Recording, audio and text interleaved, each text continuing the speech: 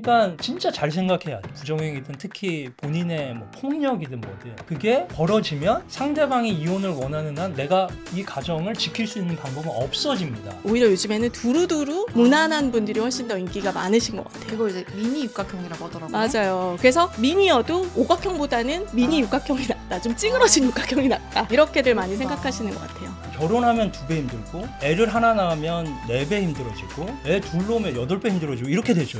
그러니까 여러분 잘 생각하고 결혼하세요. 지금 살짝 숨이 막히는데 그게 이렇게 결론이 되면 안 되는데.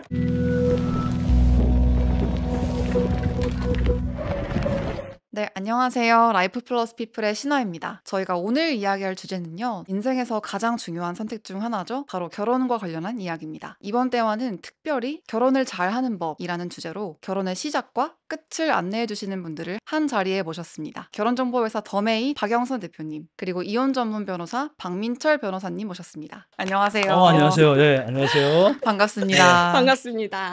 끝을 안내하는 게 좋은 거예요? 필요하니까요. 아, 그렇지. 필요하니까. 안녕하세요. 저는 25년째 결혼정보 업계에서 인연을 맺어주는 일을 하고 있는 프리미엄 매칭 서비스 더메이 대표 박영선입니다. 반갑습니다. 저는 연애에 끈을 맺어준 분들을 다시 잘 풀어헤쳐주는 역할을 하는, 서로가 행복하게 끝날 수 있도록 도와주는 탑스타 이혼 전문 변호사 박민철입니다. 와, 반갑습니다.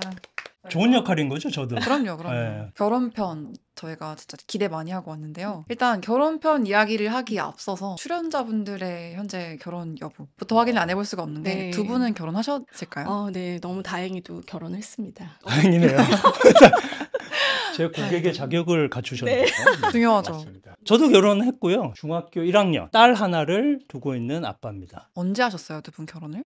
39에 겨우겨우 했습니다. 근데 왜 이렇게 늦어지셨어요? 연애를 안 한 건 아닌데 이제 결혼의 그 타이밍이 좀 안 맞았던 것 같아요. 39에 결혼하실 때 네. 그때도 결정사 대표를 하셨었어요? 그때도 결혼정보회사에서 일은 하고 있었죠. 근데 결정사에서 일을 하고 계시면 본인의 짝을 찾는 것도 하기도 합니까? 이런 질문을 되게 네. 많이 받는데 오히려 그분들이 더 좀 싫어집니다. 왜냐면 이제 속마음을 너무 많이 듣다 보니까 변호사님처럼 멋있는 분이 오셨는데 여성의 경제력을 본다, 글래머러스했으면 좋겠다, 막 이런 얘기들을 너무 듣다 보니까 혹시 제 정보를 알고 계셨나요? 그게 뭔 얘기인가요? 그러다 보니까 이제 남성으로 보기보다는 하나 이제 고객으로만 좀 보게 되는 그런 경향이 오히려 있었던 것 같아요. 아, 오히려 그럴 수 있겠네요. 네네. 진짜. 그럼 남편분을 만나신 거는 자연스러운 교회에서 교회에서 자만추? 자만추. 네. 교회에서 교회 동생인 거죠? 10살 연합니다. 진짜. 이거 봐. 갑자기 신뢰도가 확 올라가던데요. 아. 저희 귀 기울여 들어야겠다. 어떡하지? 주님의 은혜로 결혼했습니다. 기적적으로.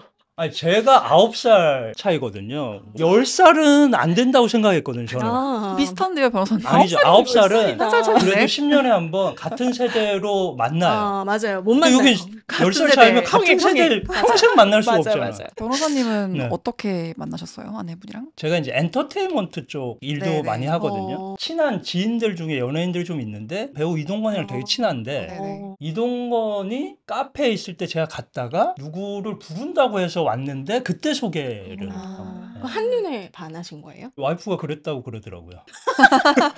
제가 한눈에 반해가지고 음. 제가 계속 그렇게 했죠. 적극적으로. 동건이가 그렇게 기회를 만들어서 맺어준 거죠. 그래도 결혼을 이렇게 늦게 하실 때는 나름 되게 눈높이가 있으셨을 것 같은데 저는 그런 게 왜 진짜 늦어지신 없어요. 거예요? 원래 저는 무조건 자만추를 소개나 이런 걸 한 번도 해본 적이 없어요. 다 자만추. 소개팅도요? 소개팅을 해본 적이 있어요. 미팅은 해봤죠, 대학교 때.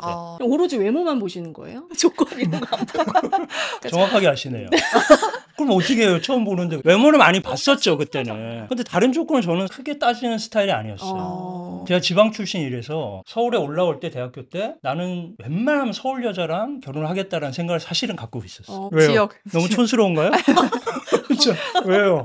지방에서 올라올 때 그런 마음 갖고 올라오는 거 아닙니까? 귀여워요. 순수해서. 귀여우시네. 네. 그래서 서울 여자인 지금의 와이프를 만났습니다. 행복하신가요? 아우, 지금 다 난리 정해져 나죠. 답이다. 난리 나죠.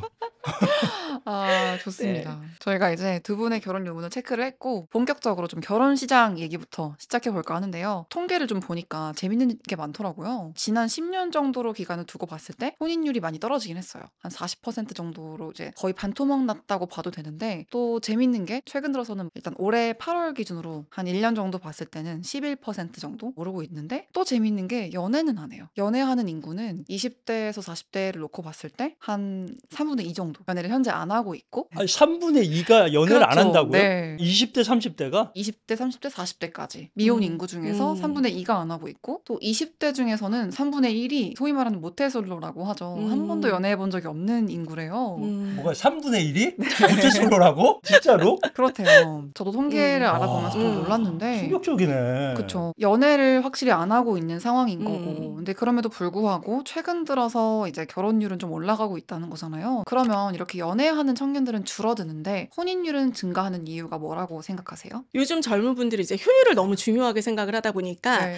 연애는 약간 결혼이 안 되면 소모적인 감정 낭비라고 생각하시는 경우가 많이 네. 있으신 것 같아요. 그래서 결혼이 결론인 거죠. 안정적인 결론. 그래서 요즘 저희한테 오시는 고객님들 봐도 연령대가 점점 낮아지거든요. 그래서 여성분들은 20대 초중반부터 오시는데 오시는 이유가 당장 결혼은 안 할 거지만 그래도 결혼을 생각할 법한 사람이랑 연애를 하고 싶어 하는 거예요. 아. 결혼 생각하지 않을 사람이랑 시작하고 싶지 않은 거죠. 그래서 2002년생, 2004년생 이렇게 오시고 남성분들은 지금 제일 어리신 남성분이 99년생. 저 궁금한 게 네. 그러니까 부모님의 권유로 오는 게 아니라 본인들이 원해서 오는 거예요? 그러니까 제가 이제 25년을 하다 보니까 네. 예전에는 부모님이 억지로 그쵸. 데려오거나 아니면 본인 모르게 부모님이 가입하시는 네네. 경우도 되게 많았는데 요즘은 10%도 안 되는 것 같고 자발적으로 본인이 내가 원하는 사람을 내가 선택해서 만나겠다 이런 생각들로 많이 오시는 것 같아요. 놀랍네요. 결정사는 사실 여느 때보다 호황을 맞았다는 통계가 많던데. 코로나 때부터였던 것 같아요. 그래서 아. 코로나 때 자만추의 기회가 막히면서 조금 더 안전하게 사람을 만날 수 있는 그런 루트를 찾으시다 보니까 네. 이제 결혼정보회사가 굉장히 호황을 잃었고 그래서 매출이 한 30% 이상 정도 이제 올랐던 것 같아요. 근데 그게 계속 유지가 되고 있는 거예요? 지금 계속 이제 어. 잘 되고 있는 거죠. 그래서 결혼정보회사도 되게 많이 늘어나서 거의 이제 2,000개에 육박할 정도로 2,000개요? 네, 그 정도 이제 육박하고 있고 예전에 저희 한 20년 전에만 해도 상향혼을 원하거나 뭐 약간 신데렐라처럼 진짜 막 부자 남자를 뭔가 원하는 그런 결혼을 여성이라든지 통해서 뭔가를 이룬다. 아니면은 뭐 부모님 손에 이끌려서 조건적으로 만나려는 사람이라든지 아니면 정말 주변에 소개가 없는 노총각이나 노처녀분들이 오신다는 인식이 있었다면 네. 지금은 오히려 되게 이제 합리적으로 내가 시간을 좀 절약하고 내가 원하는 이성을 선택해서 만날 수 있는 이런 검증된 거에 대해서 당연히 이제 좀 합리적인 소비라고 생각하시는 경향이 되게 높아지는 것 같아요.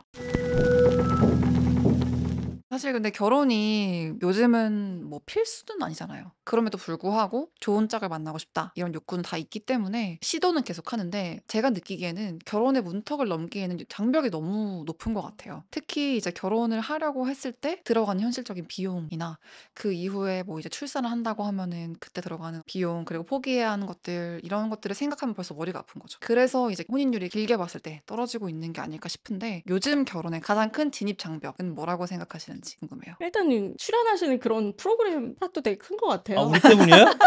너무 정보가 많은 거죠. 결혼에 대한 되게 좋은 정보보다는 이런 정보들 옛날 뭐 저희 같은 경우는 그냥 결혼하고 결혼하면 그냥 애 낳고 네. 그냥 이렇게 생각했다면 요즘은 너무 볼 것도 많고 주변에 선배들 뭐 살아가는 것들을 많이 보다 보니까 두려움이 너무 큰 것 같아요. 실패할까 봐. 맞아요. 그리고 이제 혼자서는 웬만히 되게 풍요로운 삶을 잘 영위하고 있는데 결혼을 하면 뭔가 내가 희생하고 헌신해야 된다라는 그거 자체가 되게 숨이 막히는 거죠. 그러니까 기본적으로 그 헌신이라는 거에 대해서 되게 거리감이 있는 세대인 것 같아요. 요즘은. 그러다 보니까 그렇게 되지 않나. 그러니까 결혼의 진입 장벽. 요즘 왜 결혼을 안 하려고 할까? 가장 현실적인 게 경제적인 게 가장 크다고 봐야 될 것 같아요. 맞아. 내가 밥벌이 하면서 혼자서 살면 사실상에 크게 괴로운 일이 없잖아요. 왜냐면 내가 싫은 거 안 하면 되고 그쵸. 네, 그쵸. 내가 하고 싶은 걸 하면 되니까. 없다고 하더라도 없는 거에 그냥 맞춰서 하면 되니까. 근데 결혼을 하면 내가 하고 싶지 않거나 안 해야 될 것 같은 것도 해야 되는 상황이 되잖아요. 보면. 그럼 무조건 힘들죠. 힘들죠. 결혼하면 내가 볼 때 무조건 인생은 2배 피곤해지죠. 그게 희생이죠. 2배, 그렇죠. 2배 피곤해져. 다 피곤해져. 전부 다. 아. 근데 거기서 저는 갈리는 것 같아요. 우리가 인생 살면서 약간 편한 거를 항상 선택하진 않거든. 우리가 편한 거 선택할 거면 다른 선택을 쭉 해왔겠죠. 근데 이거를 함으로 인해 가지고 얻는 것들의 행복이 있으니까 조금 불편하고 힘들어도 하는 것들이 사실 인생에서 많잖아요. 계속 그랬으면 좋겠는데 그게 안 되는 현실이 경제적인 것에서 가장 크니까 결혼의 현실적 장벽이 되지 않나라는 거고, 결혼하면 2배 힘들고 애를 하나 낳으면 4배 힘들어지고 애 둘 놓으면 8배 힘들어지고 이렇게 되죠. 인생이 무조건 힘들어지거든요. 그러니까 여러분 잘 생각하고 결혼하세요.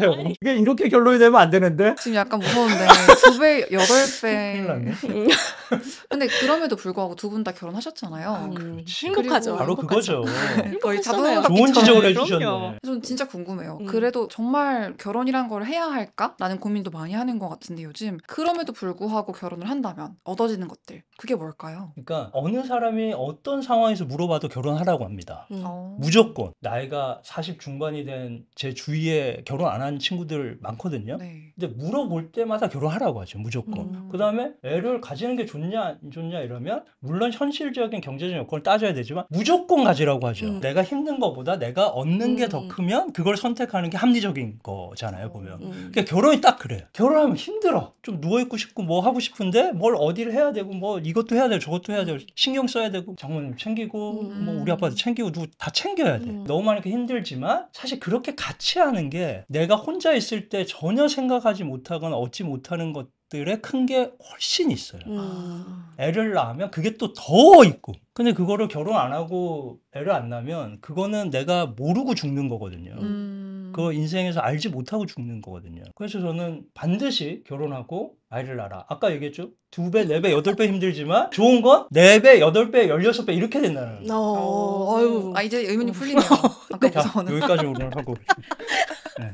네. 대표님은 좀 어떻게 느끼세요? 저도 혼자 지내는 즐거움이 한계가 있는 것 같거든요. 전 또 늦게 결혼을 했다 보니까 30 중반 넘어가니까 이제 노는 것도 한계가 있고, 그리고 이제 친구들도 다 결혼하고, 그래서 이제는 되게 외롭다라는 생각이 많이 들었던 것 같아요. 그래서 결혼을 하니까 되게 안정적인 뭔가 나만의 울타리가 생긴 그런 안정감이 되게 좋고, 자녀를 낳았을 때 그 기쁨은 정말 말로 말로 설명할 형용할 수가 수가 없다더라고요. 없는 또 그런 행복이기 때문에 저도 반드시 결혼은 꼭 한번 해야 된다라고 생각을 합니다. 결혼하십시오.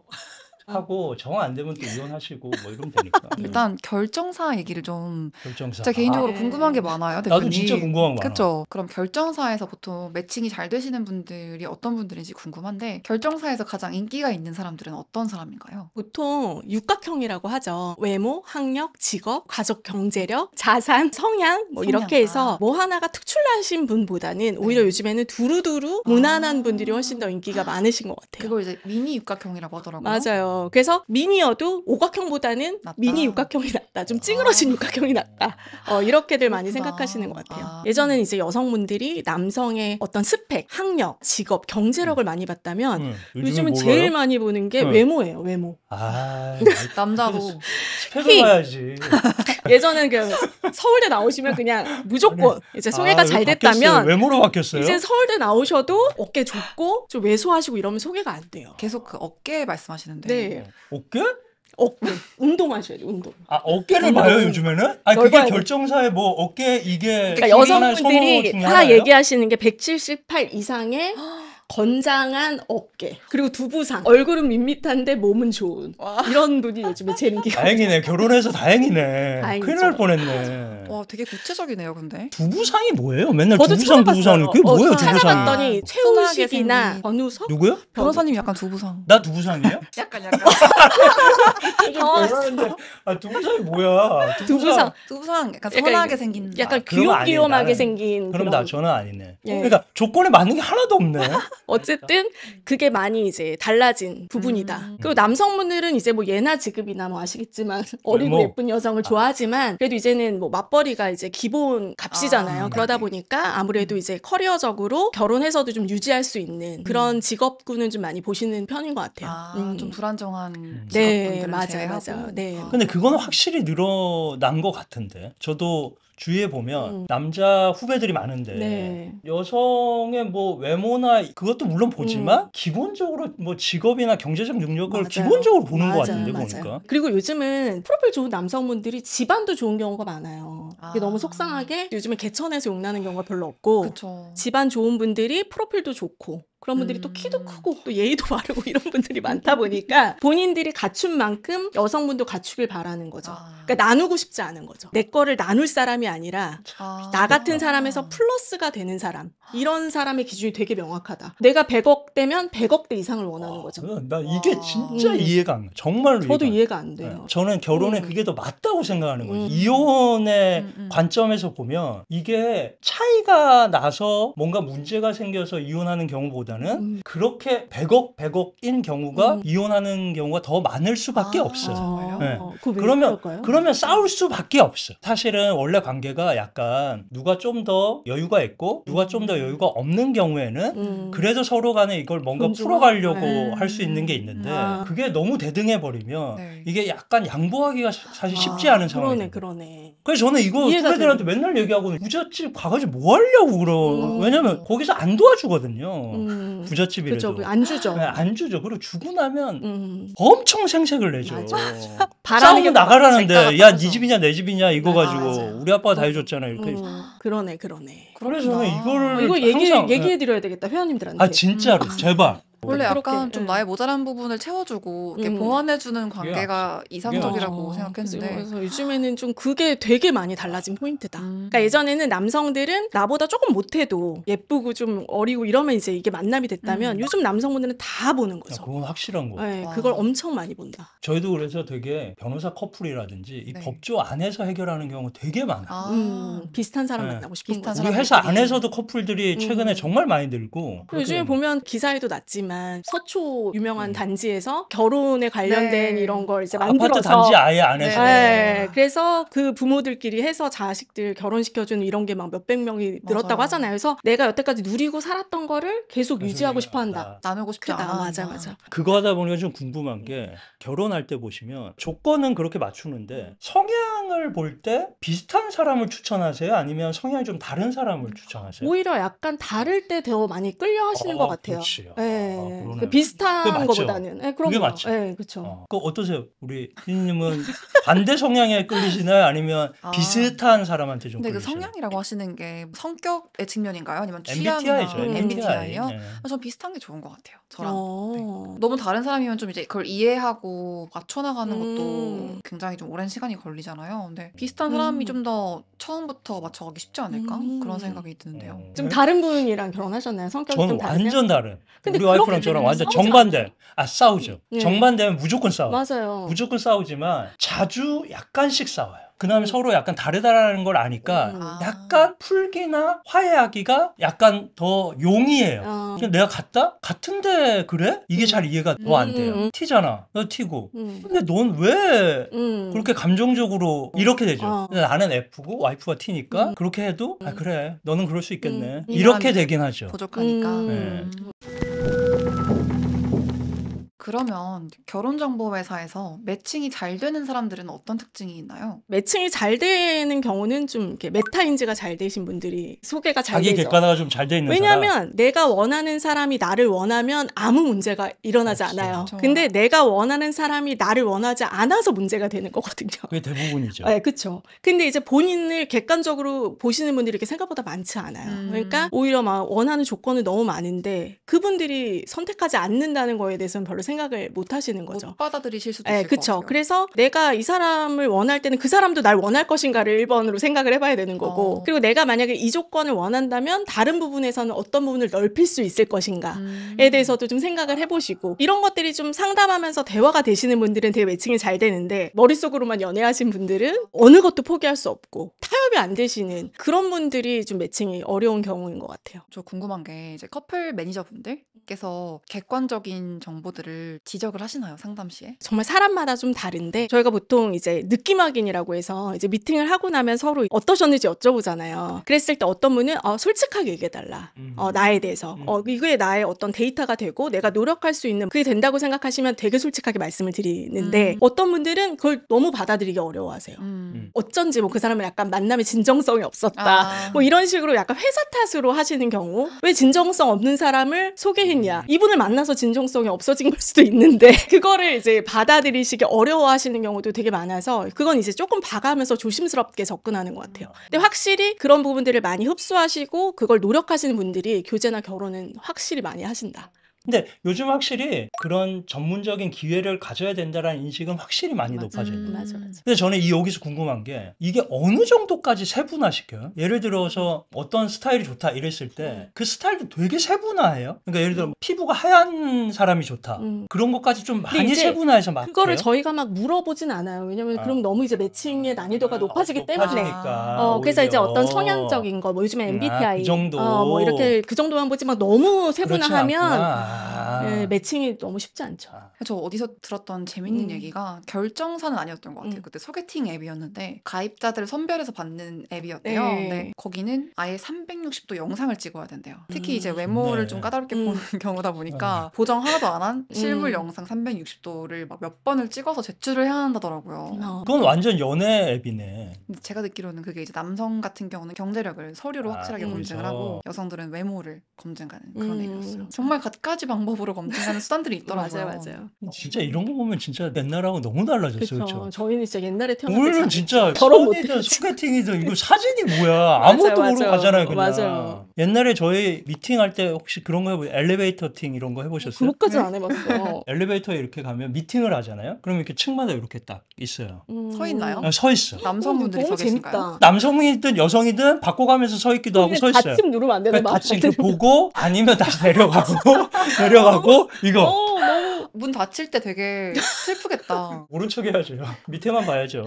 진짜 그런 게 있었구나. 근데 아, 그때는 재밌다. 그런 낭만이 좀 있었는데 맞아요. 그 설레임 얼굴 전혀 모르고 나가가지고 그 신선하게 딱 보는 첫 느낌 그런 게 있었는데 요즘 그런 게 없네요. 너무 많은 거를 알고 검증하려고 하는 게 너무 많은 거죠. 외모든 프로필이든. 저게 약간은 시간 낭비라고 예, 시행착오 생각하는- 하기 싫고 시간 낭비. 진짜 신기하다. 어떻게 요즘에는 그게 사람 만나는데 예전에는 그럴 수가 저희가 있지? 소개팅하면 당연히 파스타 먹고 커피도 한잔하고 이렇게 국룰이잖아요. 근데 요즘은 남성 여성 할 것 없이 다 카페에서 만나길 원해요. 아 그냥 차만 마시고 그냥 헤어지는 거야? 마음에 들면은 뭐 그 다음에는 뭐 밥을 이벤트 어떻게 먹든 하더라도 이어가도? 너무 내가 고맙다. 마음에 들지 안 들지도 모르는데 만나서 불편하게 밥을 먹어야 돼? 그래서 카페에서 만나요. 저는 처음 만약에 만나요. 소개팅 나갔는데 카페 가자 그러면 기분 나쁠 것 같아요. 왜? 밥은 한 끼 먹어야지 그래도. 이런 여성분들도 있는데 요즘은 여성분들도 내가 마음에 안 드는데 많이 밥 얻어먹는 것도 싫어하시는 경우도 있어요. 아 진짜요? 그러니까 불필요한 선의를 불편하고. 받는 게 불편하다. 이렇게 많이 추세로 진짜 많이 가고 바뀌었네요. 있다. 근데 진짜 효율을 많이 따지는구나. 맞아요. 만남의 효율을 엄청 따지는구나. 시간 낭비, 진짜. 감정 낭비. 주말에 네. 나가서 마음에 안 드는 사람이랑 밥 아, 먹고 그거. 이런 와. 게 힘든 거죠.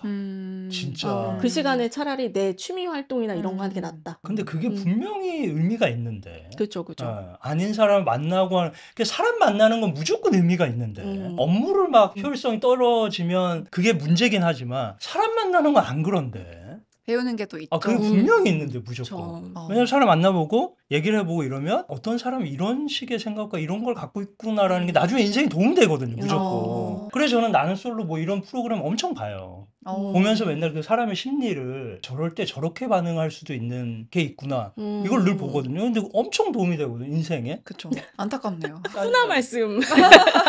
효율 이야기를 한 김에 네. 그러면은 결정사에서도 최대 효율을 얻는 법. 결정사에 그냥 가입을 했다 내가. 그러면 어쨌든 이제 돈을 지불을 하고 만남을 하겠다고 마음 먹은 거니까 그때부터 소위 말하듯 뽕 뽑는 법이라고 하죠. 그러니까 매칭을 최대한 잘 받는 법 이런 팁도 궁금해하실 분들이 계실 것 같아서 네. 일단은 좀 매칭 매니저랑 관계가 좀 중요한 것 같아요. 아무래도 사람들이 하는 일이다 보니까 그래요. 어떻게 보면 왜 친구한테도 막 나의 모든 사정을 다 말하기는 어렵잖아요. 내 속마음을 진짜 다 말할 수 있는 존재가 생긴 거니까 나의 뭐 경제적인 상황이라든지 나의 이성상이나 이런 부분들에 대해서 좀 솔직하게 얘기하고 그런 관계들을 잘 이어나가는 게 되게 매칭에 중요하다. 그래야 이제 매칭 적중률이 좀 높아진다. 이렇게 좀 볼 수 있고 아까도 말씀드렸지만 피드백에 대해서 많이 개선하려고 노력하시는 분 그래서 반응이 좋으신 분 꼭 그제까지 안 되더라도 좋은 평가를 받는 분들이 어. 좋은 매칭을 계속하게 되지. 아무리 프로필이 좋아도 막 만나는데 막 매너 안 좋고 이렇게 해서 반응이 안 좋다. 그러면은 이 사람에 대해서 이렇게 자신 있게 소개하기가 어려워지는 아니 거죠. 자기가 결정사 소개해가지고 갔는데 좀 매너 없이 막 굴고 그랬으면 그게 남아요? 네, 저희는 다 데이터로 해서 이제 만남 이후에 8가지 항목으로 이제 후기를 다 받아요. 혹시 점수도 매기나요? 좋았다, 보통이다, 잘 모르겠다, 뭐 이런 식으로 이제 나눠서 다 데이터베이스화를 하고 좀 있죠. 그렇죠. 그 리뷰를 신경 써야 되는 거잖아요. 신경 그러면 써야죠. 매너 있게 해야 하는 기본적으로 거죠. 나갔는데 아니야. 그래도 아니야. 기본적인 매너는 지키셔야죠. 사실 엄청 신중하게 우리가 사람을 고르겠지만 그렇게 신중하게 고르고 해서 결혼까지 해도 이유는 모르는 거잖아요. 또 헤어질 수도 있고. 근데 변호사님한테 이제 찾아오셨던 의뢰인분들 중에서 구체적인 비율을 따질 수는 없겠지만 없지만. 결정사나 앱이나 이렇게 인위적인 만남 추구라고 하죠. 이런 플랫폼들을 통해서 결혼하셨던 커플도 있었을까요? 찾아오셨던 분 중에 더 메일을 통해서 결혼하신 분들은 없었어요.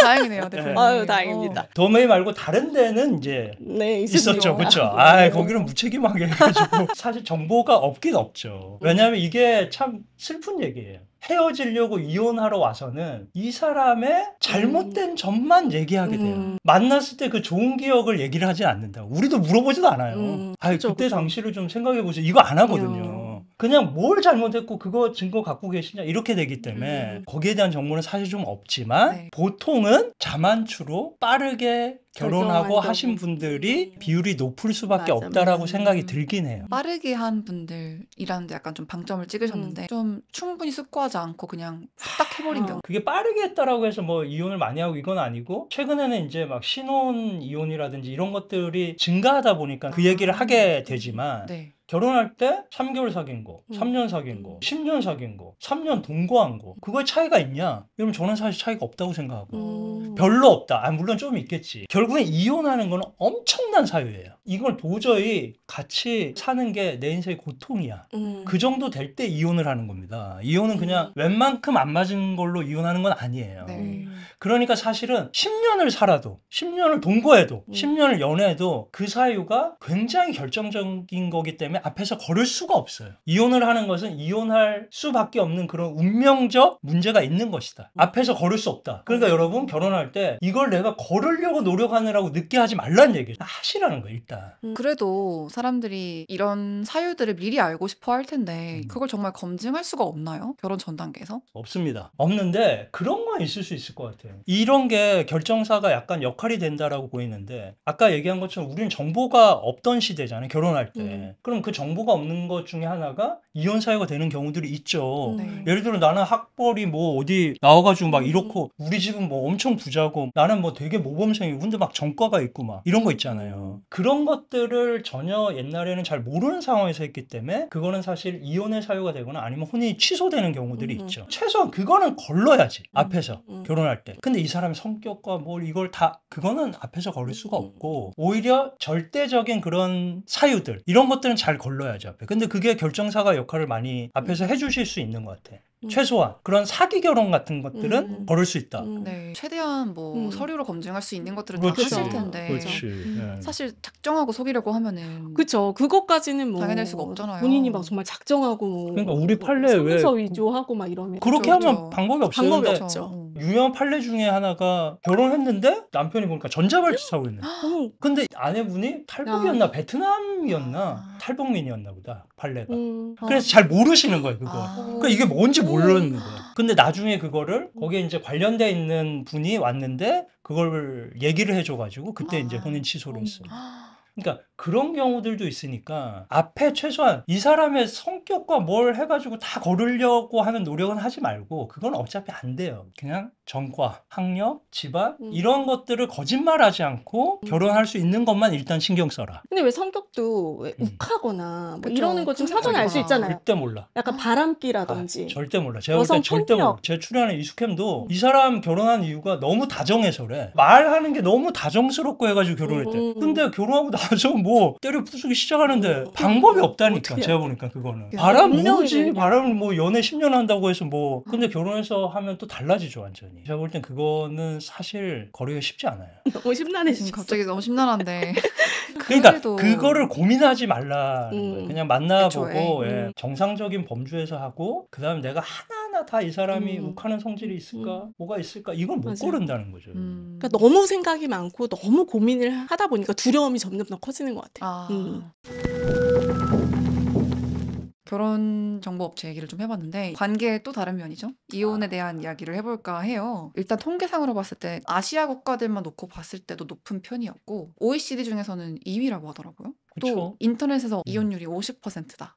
이런 말도 맞아, 있었던데 맞아. 이 정확한 통계가 지금 어떤 걸 의미하는 건지 설명을 좀 해주실 수 그러니까 있을까요? 50%는 우리가 흔히 약간 오해를 하는 건데 전체 우리나라의 결혼한 수에 올해의 이혼한 수 이렇게 하면 그게 50이면 진짜 난리 나죠. 그쵸. 예, 그럼 거의 다 이혼해 있어야 된다는 얘기인데 둘 중에 한 명은 이혼했다는 그쵸. 얘기인데 지금 안 하셨잖아요. 그쵸. 저도 안 했고. 음. 그러니까 50%는 그 해에 결혼한 숫자와 이혼한 숫자. 아, 음. 그 그러니까, 해에 예, 이혼한 그렇죠. 숫자. 그 사람이 일치하지 않는 거죠. 예. 근데 그거는 해마다 결혼의 율이 최근 10년간은 떨어지기도 했고, 그 다음에 이혼율이 약간 이혼 숫자가 늘기도 했고, 음. 그러다 보니까 이제 50%가 된 거지. 전체적으로 보면 한 30% 수준일 거예요. 그래도 높네요. 30%라고 해도 아유, 엄청 벌써 높죠. 아니, 제 세상에. 주위에도 보면 그렇지 않아요? 거의 이혼한 친구가 요즘엔 없는 친구가 없을걸요? 예전 그쵸, 같으면 그쵸. 되게 엄청 희귀했죠, 보면. 뭐 맞아요. 얘기를 안 해서 그럴 수도 있고.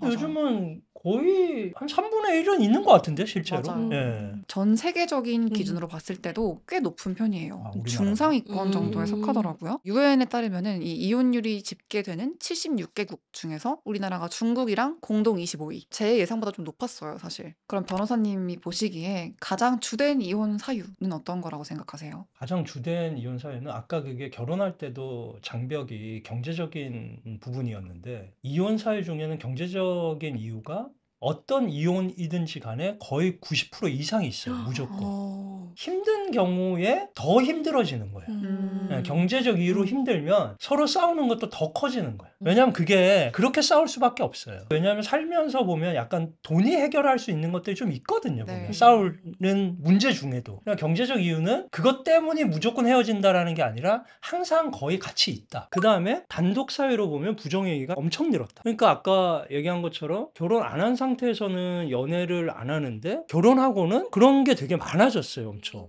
그리고 그게 너무 쉽게 할 수가 있게 바뀌었어요. 그러니까 뭐 결정사가 결혼하는데 필요한 거라면 요즘에 아까 얘기한 뭐 데이팅 앱이라든지 네. 이런 거 너무 많잖아요. 아, 만날 수 오픈 있는 채팅, 창구가. 러닝 동호회, 골프도 같이 치고 뜀박질도 같이 하고 뭐 다 같이 하는 게 많아. 테니스 같이 치고 PT 그럼요. 같이 받고 다 난리야 난리. 그러니까 그렇게 하면 그런 접점이 이성 간에 만날 수 있는 기회들이 너무 많이 늘어나니까 그런 경우에 확실히 부정행위가 늘어날 수밖에 없는 환경이 됐다. 그래서 제가 아까 얘기한 겁니다. 통제를 해야 된다. 핸드폰. 네.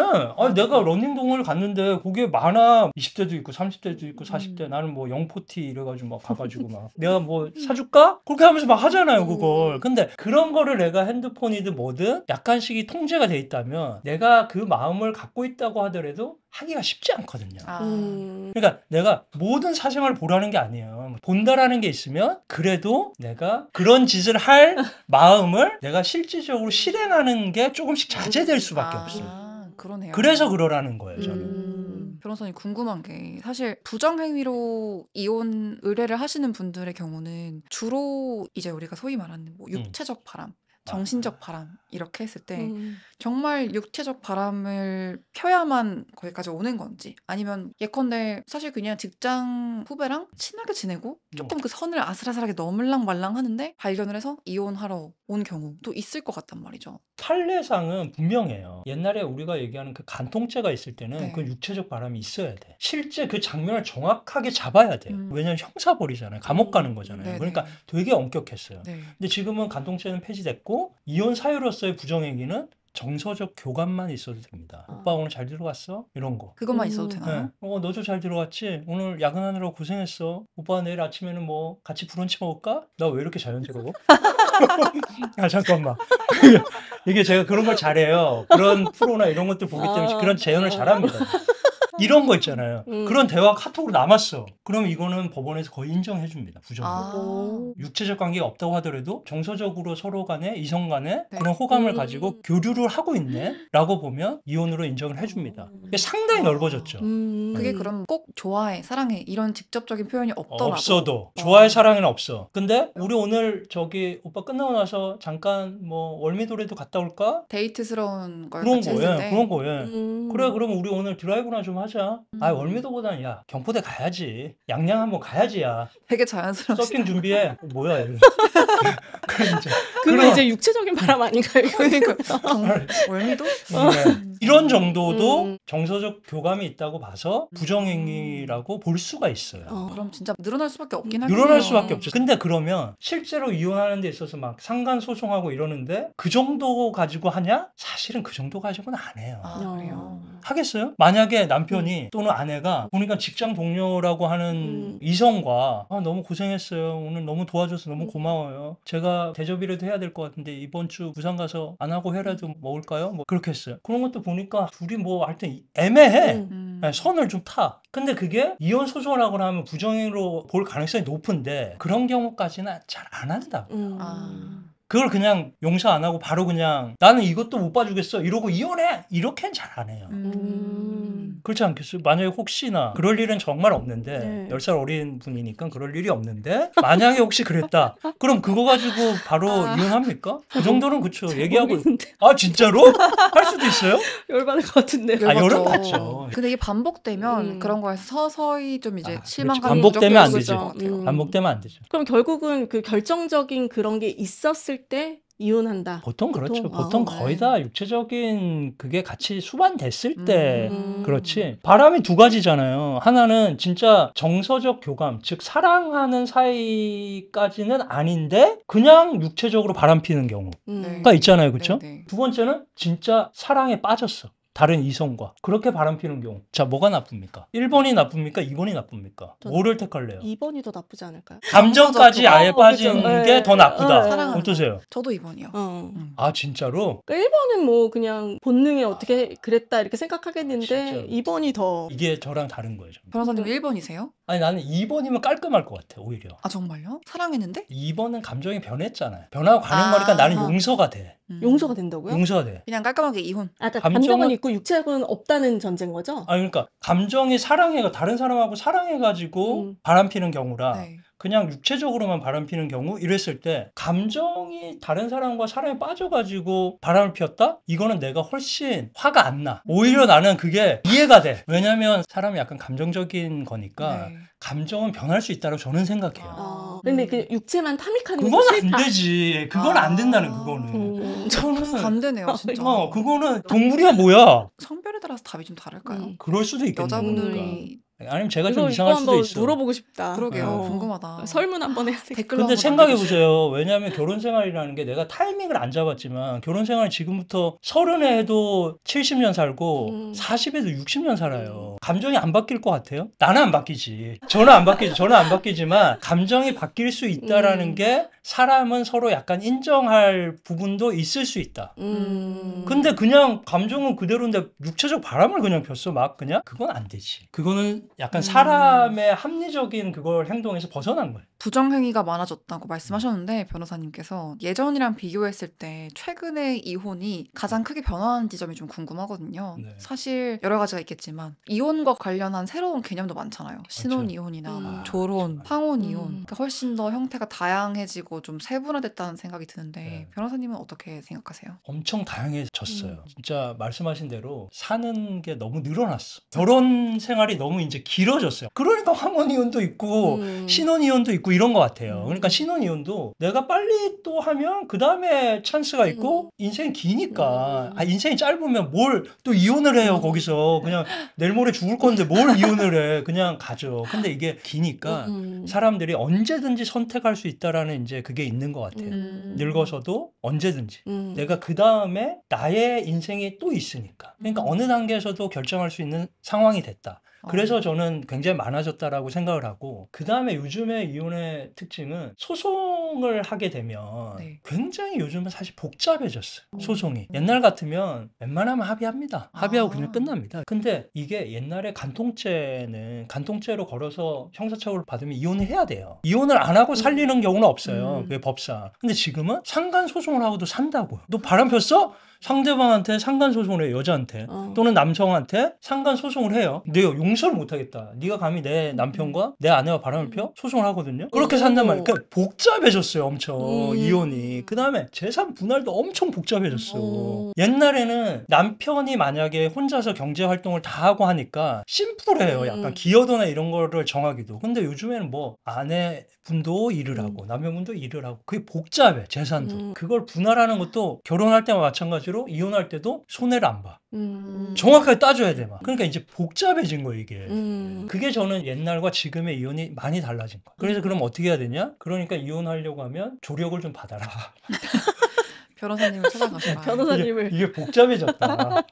그래서 조력을 받으시는 게 좋겠다. 이제 이혼에 대한 인식이 변한 게 제일 저는 큰 것 같아요. 그래서 예전에는 막 이혼녀라고 하면 막 되게 낙인 찍힌 것 같고 그쵸. 약간 이랬는데 지금 이혼이 뭔가 본인의 행복과 자아를 찾아가는 어떤 당당한 선택? 약간 이렇게 생각하시는 그런 것들이 좀 커지다 보니까 이런 여러 가지 형태의 이혼 용어들이 나오는 게 아닌가 생각합니다. 그러네요.